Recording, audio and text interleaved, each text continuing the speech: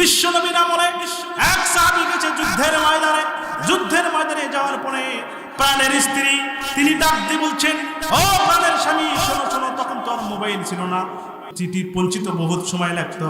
হঠাৎ করে বাড়ি থেকে খবর এলো যে প্রাণের স্ত্রীকে রেখে স্বামী চলে গেছে যুদ্ধের ময়দানে, অথচ তো তার বাবা অসুস্থ। আছে না নাই? স্ত্রীর বাবা এরকম অসুস্থ হয় না? কথা বলেন, হয় না? হয় না? আমার ভাইরা, স্ত্রীর বাবা অসুস্থ, সংবাদ পেল। এখন স্ত্রীর বাবা যদি অসুস্থ হয়ে যায়, আমাদের স্ত্রীগুলো যদি জানে আমার তার ভাই অথবা বাবা অসুস্থ হয়েছে, কাউকে বলার কোনো প্রয়োজন নাই, সব ফালাইয়া রাখে, বাবার বাড়িতে চলে যায়। কথা বলে ঠিক কিনা? আপনাদের এলাকায় মনে হয় যায় না? আপনাদের এলাকায় যায়?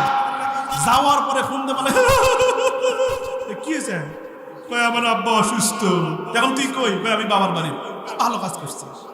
গরু বাছুর বাড়ির কি অবস্থা ওই রকম রেখে আসছে, তুমি তাড়াতাড়ি বাড়িতে যাও, ওটা ঠিক করো। আছে না নাই? কথা বলে না, আছে না নাই? অথচ স্বামীর অনুমতি ব্যতীত বাড়ির দরজার বাইরে হতে নিষেধ করেছেন যিনি, তিনি কে? একটু জোরে বলেন, তিনি কে? আমার আল্লাহ তাআলা বলেন, স্বামীর বিনা হুকুমে এক মুঠ চাল তুমি কাউকে দিতে পারবে না। যদি স্বামীর বিনা হুকুমে এক মুঠ চাল অথবা নিজের অজান্তে যদি কাউকে কিছু দিয়ে থাকো, তোমাকে হাসরের ময়দানে গ্রেফতার হওয়া লাগবে। একটু জোরে বলেন সুবহানাল্লাহ। ক্ষমতা দিয়েছেন কে? একটু জোরে বলেন না, তিনি কে? আমার ভাইয়েরা, আপনাদের খারাপ লাগতেছে মনে হয়? খারাপ লাগতেছে আমার ভাইয়েরা? এবার ওই মহিলা বলল যে সর্বনাশ, আমার বাবা অসুস্থ, স্বামী তো চলে গেছে, বাবার কাছে যাব। বলল তাহলে এর জবাব যিনি দিতে পারবেন তিনি হলো আমাদের নবী মুহাম্মদুর রাসূলুল্লাহ। একটু জোরে বলেন সাল্লাল্লাহু, একটু জোরে বলেন সাল্লাল্লাহু। বিশ্ব নবীর দরবারে চলে গেলেন, যা লাগতে বলেন, ইয়া রাসূলুল্লাহ, ইয়া হাবিবাল্লাহ, আমার প্রাণের স্বামী আপনার অর্ডার ফলো করতে আমার স্বামী চলে গেছে যুদ্ধের ময়দানে, বাড়ি থেকে খবর এসেছে আমার বাবা অসুস্থ, আমি কি আমার বাড়িতে যেতে পারবো? একটু জোরে বলেন না সুবহানাল্লাহ। একটু জোরে বলা লাগবে সুবহানাল্লাহ। নবীজি ডাকতে বললেন, সাহাবীরা শোনো, তোমার স্বামী যুদ্ধের ময়দানে চলে গেছে, সুতরাং তোমার স্বামীর অধিকার তোমার কাছে, তোমার অধিকার তোমার স্বামীর কাছে। তুমি বাবার বাড়িতে যাইবে কিনা সে সিদ্ধান্ত হলো তোমার। তবে আমার কথা হলো, আল্লাহ তাআলা জানিয়ে দিয়েছেন স্বামীর বিনা অনুমতিতে ঘরের দরজার বাইর হওয়ার কোনো নিয়ম নাই। একটু জোরে বলেন সুবহানাল্লাহ। বলছে সেটা তোমার স্বামী স্ত্রীর ব্যাপার, আমি তো তোমার স্বামী না। তবে নির্দেশ হলো স্বামীর নির্দেশ ব্যতীত বাড়ির বাইরে যাওয়া যাবে না। আমার ভাইরা ভালো করে কান লাগান। কিছুদিন পার হয়ে গেল, পার হয়ে যাওয়ার পরে আবার একটা খবর এলো, এবার ওই বাবা আর বেশি অসুস্থ হয়ে গিয়েছে। এবার বাবা অসুস্থ হয়ে যাওয়ার কথা শুনে বলেন, প্রত্যেকটা মানুষের কষ্ট আছে না নাই? একটু জোরে বলেন না, আছে না নাই? এবার স্ত্রী আবার মন খারাপ করেছে, আমার বাবা অসুস্থ হয়ে গেছে, তাহলে কি করি? আবার চলে গেছে বিশ্বনবীর দরবারে।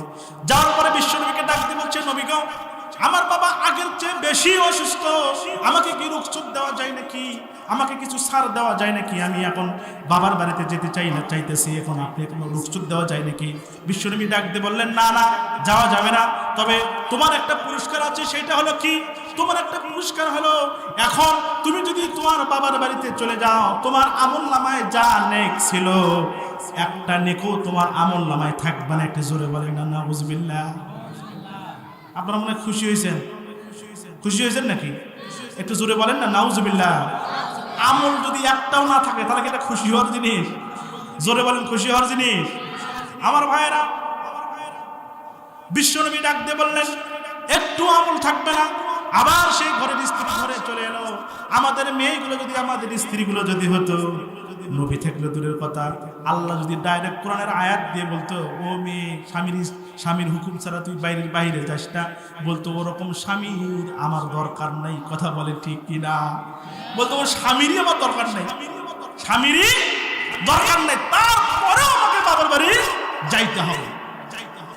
আমার বন্ধুগণ, আমার ভাইয়েরা, এবার আবার ঘুরে এলেন। কিছুক্ষণ পর আরো কিছুদিন যখন অবার হয়ে গেল, অবার হয়ে যাওয়ার পরে আবার সংবাদ এলো যে তোমার বাবা এই দুনিয়া ছেড়ে চলে গেছে। একটু একসাথে বলেন, ইন্না লিল্লাহি ওয়া ইন্না ইলাইহি রাজিউন। একটু জোরে বলেন সুবহানাল্লাহ। আর একটু জোরে বলেন না সুবহানাল্লাহ। আমার ভাইয়েরা, স্ত্রী বলছে, আবার বিশ্বনবী দরবারে চলে গিয়েছেন। যাওয়ার পরে এবার কান্নাকাটি শুরু করে দিয়েছেন। ডাক দিয়ে বলছেন, ইয়া রাসূলুল্লাহ, ইয়া হাবিবুল্লাহ, আমার বাবা দুনিয়া ছেড়ে চলে গেছে, এখন আমার কি করণীয় আমাকে একটু বলে দেন তো। বিশ্বনবী ডাক দিয়ে বললেন, এইবার তোমার ইচ্ছা হয় তুমি যাও, আর যদি ইচ্ছে না হয় তুমি বাড়িতে থাকো। একটু জোরে বলেন সুবহানাল্লাহ। তবে পুরস্কার হলো একটা। পুরস্কার কয়টা? হাত করে যদি হাত দেখান তো, আমার থেকে হাত দেখান তো, কয়টা? আরো জোরে, আরো জোরে। একটা পুরস্কার। পুরস্কারটা কি?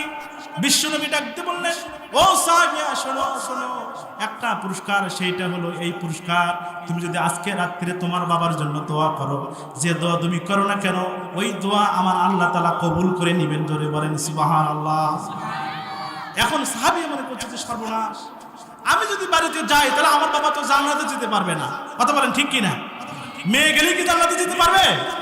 কিন্তু যদি দোয়া করে, আর যদি আল্লাহ তাআলা দোয়া যদি কবুল করে, আর বাবার জন্য যদি দোয়া করে যে আল্লাহ তুমি আমার বাবাকে জান্নাত করে জান্নাতবাসী করে দিও, বিশ্বনবী যেহেতু বলেছে, তাহলে বিশ্বনবীর দোয়া বিফলে যাওয়ার সম্ভাবনা আছে? কথা বলেন আছে নাই? আমার ভাইরা, আমার বন্ধুগণ, বিশ্বনবী বললেন, তুমি আজকে যে দোয়া করবে সেই দোয়াই আল্লাহ তাআলা কবুল করে থাকবে।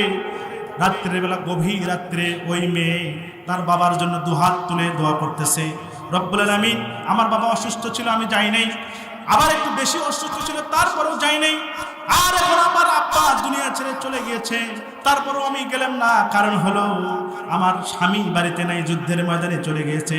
আমার রসুল বলেছে, আল্লাহর রসুল বলেছে, স্বামীর হুকুম ব্যতীত বাড়ির বাইরে যাওয়া নিষেধ। সেই জন্য আমি বিশ্বনবীর হাদিস ফলো করলাম, বিশ্বনবীর কথা অনুসরণ করে আমার স্বামীকে মেনে আমি বাবাকে দেখতে যাই নাই। রব্বুল আলামিন, তোমার কাছে ফরিয়াদ জানাই একটা, সেটা হলো বিশ্বনবী বলেছেন যে দোয়া আমি কবুল করব, সেই দোয়াই আপনি কবুল করে থাকবেন।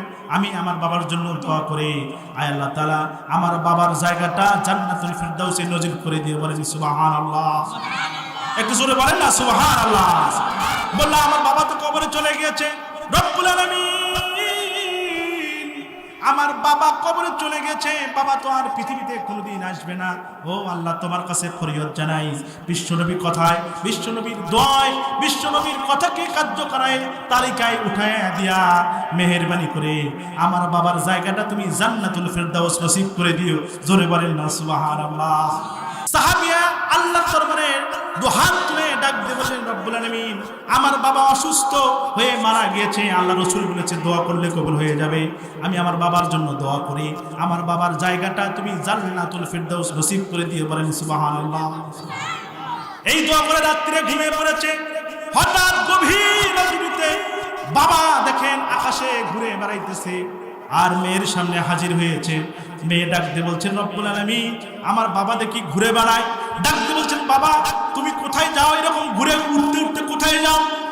ওই বাবা ডাক দিয়ে বললেন, ও আমার মেয়ে, শোনো শোনো, তুমি তোমার স্বামীর কথা মানার কারণে, বিশ্বনবীর অনুসরণ করার কারণে, তুমি যে স্বামীর কথা মেনে আমাকে দেখতে যাও নাই, আর বিশ্বনবীর কথা অনুযায়ী তুমি দোয়া করেছো, আমার জায়গা জাহান্নামে ছিল, কিন্তু তোমার এই স্বামীর অনুগত্য করার কারণে, তোমার দোয়া কবুল করার কারণে আমার আল্লাহ তাআলা আমার জায়গা জান্নাতবাসী করেছেন। বলেন না সুবহানাল্লাহ। আমরা এরকম স্ত্রী চাই না, চাই না? কথা বলেন, এরকম স্ত্রী চাই না, চাই না? জোরে বলেন, চাই না, চাই না? কারা কারা চান? দু হাত উঁচু করে আল্লাহকে দেখান তো। লিল্লাহে তাকবীর। আমার ভাইরা, এবার যে ঘটনা ছেড়ে আসলাম, স্বামীর স্ত্রী, স্ত্রী পানি নিয়ে দাঁড়িয়ে আছে, পানি পান করার পরে স্বামী ডাক দিয়ে বলছে, প্রাণের স্ত্রী, তোমার জীবনে সারা জীবন তোমার সঙ্গে সংসার করেছি, কিন্তু তোমার কোনো উপহার আমি দিতে পারি নাই, তবে তুমি আজকে আমার কাছে যা চাইবা আমি তোমাকে সেই উপহার দিয়ে দেবো। বলেন না সুবহানাল্লাহ। আমরা উপহার দেই কি না? আমাদের স্ত্রীকে উপহার দেই আমরা? কথা বলেন, দেই? বাজারে যায়, নিজে চা পান অন্য এই খাওয়ার পরে পেট তাগড়া করে বেরিয়ে এসে, কি রান্না করছি? হ্যাঁ, ভর্তা। চা কাছে খাবো না। তুমি যে বাজার থেকে সব লোড করে নিয়ে এসছো, স্ত্রীর জন্য কিছু নিয়ে এসছো? স্ত্রীর জন্য তো কিছু নিয়ে আসে নাই, স্ত্রী আগেও যা ছিল এখনো তাই। এই জন্য দেখবেন কিছু কিছু লোক দেখবেন মোটা হয় আর স্ত্রী খেলে শুকে যায়। যদি জিজ্ঞেস করেন কে তোর স্ত্রীর অবস্থা এরকম, দিন দিন খেলে শুকিয়ে যাইতেছে, ব্যাপারটা কি?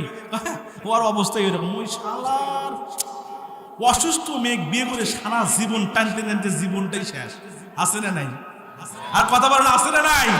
মানে নিজে ভরপুর খাবে কিন্তু স্ত্রীর জন্য মানে 5টা টাকার বাদাম নিয়ে এসে যদি স্ত্রীকে দেওয়া যায়, ঠিক আছে এই বাদামটা তুমি খাও, স্ত্রী খুশি না বেজা? কথা বলেন স্ত্রী খুশি না বেজা? এই সুন্নতটা পালন করবেন।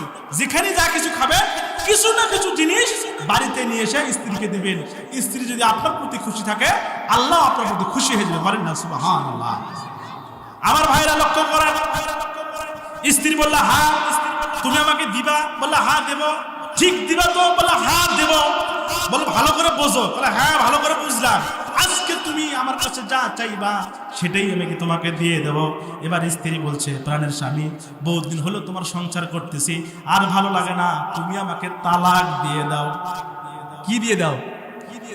কথা বলেন না কেন? কি দিয়ে দাও? জিনিসটা কি ভালো না খারাপ? একটু জোরে বলেন।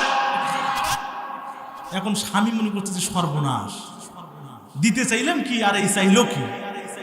এখন অবস্থা তো খারাপ। এখন মনে করছে কি তুমি এত কিছু থাকতে তালাক চাইলা, এত ভালোবাসো আমাকে তুমি, ভালোবাসার কারণে তুমি ঘুম থেকে উঠে পানি নিয়ে এসে সারা রাত আমার পাশে শুয়ে থেকে মানে দাঁড়িয়ে থেকে পানি আমারে পান করে তৃপ্তি সহকারে আমারে তুমি ভালো করে দিলা। আমি অসুস্থ ছিলাম, তোমার পানি পান করার পর আমি পুরো সুস্থ হয়ে গেলাম। ভালোবেসে তোমাকে আমি কিছু কিছু দিতে চাইলাম আর তুমি আমার কাছে তালাক চাইলা, এটা কি মানে দেওয়ার জিনিস হইলো? এখন বলেন, স্বামী তো বলছে কথা দিলাম তুমি যা চাইবা তাই দেবো, বিপদ আছে না নাই? কথা বলেন, বিপদ আছে না নাই? এখন আপনার স্ত্রী যদি বাড়িতে যাওয়ার পরে বলে যে স্বামী তোমাকে আমি খুব ভালোবাসি, তোমার কাছে একটা জিনিস চাই, এখন আপনি তো মনে করেন যে একটা জিনিস চাই, এটা কোনো ব্যাপার হলো? কি চাইতে পারে? সর্বোচ্চ না হয় গালার মালা, হাতের চুড়ি অথবা কানের দুল, এইটাই চাইতে পারে, এর চেয়ে বেশি কিছু চাবে না। কথা বলেন ঠিক কিনা? কিন্তু ভালোবাসে যদি বলে যে স্বামী আমি তোমার কাছ থেকে তালাক চাই, তাহলে বিপদ আছে না নাই? আর কথা বলেন না, আছে না নাই? প্রাণের স্বামী ডাক দিয়ে বললেন, প্রাণের বিবি কি বলো, তুমি তালাক চাও?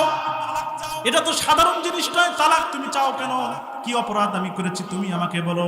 বললেন না না, কোনো অপরাধ তুমি করো নাই, আমি তোমার কাছে যা চাই তুমি আমাকে সেটা দাও। কারণ হলো তুমি তো আমাকে নিজে মুখে দিতে চাইছো। একটু জোরে বলেন মার হাবা। হয় নাই, হয়নি, একটু জোরে বলেন না মার হাবা। এবার স্বামী টেনশনে পড়ে গিয়েছে যে সর্বনাশ, স্ত্রী আমার কাছে তালাক চায়, এখন কি করা যায়? স্ত্রী যখন তালাক চাওয়ার ব্যাপারে ফাইনাল সিদ্ধান্ত হয়ে গেল যে আমাকে তালাক দেওয়া লাগবে, তুমি যেহেতু কথা দিয়েছো তালাক আমাকে দেওয়াই লাগবে। এবার স্ত্রীকে বলছে তাহলে একটা কাজ করি, চলেন তো সিদ্ধান্তটা বিশ্বনবীর কাছ থেকে নিয়ে যাই। বলেন না সুবহানাল্লাহ। ঠিক আছে, তোমাকে যদি তালাকই দেওয়া লাগে তাহলে চলো আমরা বিশ্বনবীর দরবারে যাই, যাওয়ার পরে বিশ্বনবীর কাছ থেকে সিদ্ধান্তটা নেই যে তোমাকে তালাক দেওয়া যাবে কিনা। এবার দুইজন রওনা দিয়েছে। রওনা দেওয়ার পরে কিছু দূর যাওয়ার পরে হসট খাওয়ার পরে ওই স্বামী হঠাৎ করে পাটা কেটে গিয়েছে, রক্ত পড়া শুরু হয়ে গেছে। এবার ওই স্ত্রী নিজের ওড়নাটা খুলে ছিঁড়ে ওই স্বামীর পায়ে ব্যান্ডেজ করে বলছে বিশ্বনবীর দরবারে আর যাওয়ার দরকার নাই, চলো ঘুরে বাড়িতে যাই। একটু জোরে বলেন না সুবহানাল্লাহ। হয়নি হয়নি সুবহানাল্লাহ, মানে সুবহানাল্লাহ সাই থেকে মনে হইতেছে আমরা বলছি যে জীবনে এরকম কাজ কোনোদিন আমাদের স্ত্রী করেও নাই, সুবহানাল্লাহ আমরা বলতে পারবেন এইরকম নাকি? এইরকম একটু চিৎকার মেরে বলেন না সুবহানাল্লাহ। আমার ভাইয়েরা, স্ত্রী বলল স্বামী গো আর বিশ্বনবীর দরবারে যাওয়ার দরকার নাই, চলো আমরা ঘুরে বাড়িতে যাই। বাড়িতে আর যখন চলে এসেছে এবার স্বামী জিজ্ঞেস করেছে, ও প্রাণের স্ত্রী কি হয়েছে তোমার? আমার কাছ থেকে তালাক চাইলা, আমি যাইতে চাইলাম বিশ্বনবীর দরবারে, অথচ তুমি তালাক আর চাইলা না, আবার বলতেছি ঘুরে বাড়িতে যাই। বাড়িতে ঘুরে আসলাম, এবার আমাকে তুমি খুলে বলো যে আসলে তোমার সমস্যাটা হয়েছিল কি? একটু জোরে বলেন না সুবহানাল্লাহ। স্ত্রী বলল প্রাণের স্বামী শোনো, আমি জেনেছি আল্লাহ তাআলা বলেছেন কোন বান্দাকে যদি আল্লাহ তাআলা ভালোবাসেন আমার আল্লাহ তাআলা তাকে কষ্টে নিমজ্জিত করেন। একটু জোরে বলেন সুবহানাল্লাহ। আর একটু জোরে বলেন না সুবহানাল্লাহ। আমার ভাইয়েরা, কষ্টে নিমজ্জিত করে। ও আমার মা বোনেরা, ভালো করে কান লাগায় শোনেন। কষ্টে নিমজ্জিত, আপনার স্বামীর অর্থ কম থাকতে পারে, আপনার স্বামীর সম্পদ কম থাকতে পারে, আপনার স্বামীর রোজগার কম থাকতে পারে, আর যদি এই কষ্ট আপনি সহ্য করে পরিবার পরিস্থিতির সাথে মিলেমিশে বসবাস করতে পারেন, আল্লাহ তাআলা বলেন গরিব অসহায় মানুষের জন্য আল্লাহ তাআলা জান্নাতের রাস্তা সহজ করে দিয়েছেন। বলেন না সুবহানাল্লাহ? আর একটু জোরে বলেন না সুবহানাল্লাহ? সুতরাং বলছে যে যার সম্পদ কম আখিরাতে তার হিসাব সহজ। একটু জোরে বলেন না সুবহানাল্লাহ? স্ত্রী ডাকতে বলে প্রাণের স্বামী শোনো, আল্লাহ তাআলা বলেছেন মানুষ যদি কষ্ট পাবে না, আমি যাকে ভালোবাসি তাকে আমি কষ্ট দিয়ে থাকি, আঘাত দিয়ে থাকি, দীর্ঘদিন তোমার সংসার করেছে, অথচ তোমার কোনো কষ্ট আমার নজরে পড়ে নেই। একটু জোরে বলেন সুবহানাল্লাহ?